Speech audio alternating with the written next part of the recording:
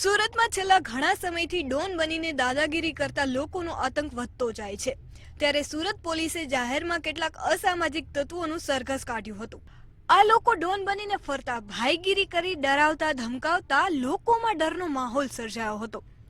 કાયદા વ્યવસ્થાનો જાણે કોઈ ડર જ ન હોય તેવી રીતે ફરતા લોકોમાં પોલીસનો ડર બેસાડવા સુરત પોલીસ દ્વારા જાહેરમાં સરઘસ કાઢવામાં આવ્યું હતું, જેથી સરઘસ કાઢતા લોકોમાં હાશકારો થયો છે અને અડાજણ પોલીસે આતંકને ડામવા સરઘસ કાઢી આ લુખ્ખા તત્વોને સજા આપી હોય તેમ સ્થાનિકોનું માનવું છે।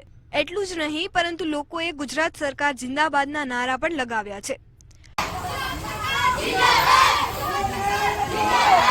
થોડા દિવસ અગાઉ સુરતના અડાજણ પોલીસ સ્ટેશનની હદના વિસ્તારમાં આવેલી નૂતન રો હાઉસમાં એક યુવક પર 3 ઇસમો દ્વારા જીવલેણ હુમલો કરવામાં આવ્યો હતો। આ ઘટનાને લઈને અડાજણ પોલીસે ગુનો નોંધી ઇસમોની ધરપકડ કરી હતી, તેમજ પોલીસે આરોપીઓનું જાહેરમાં સરઘસ પણ કાઢ્યું હતું। આવી જ માહિતી માટે જોતા રહો મંતવ્ય ન્યૂઝ।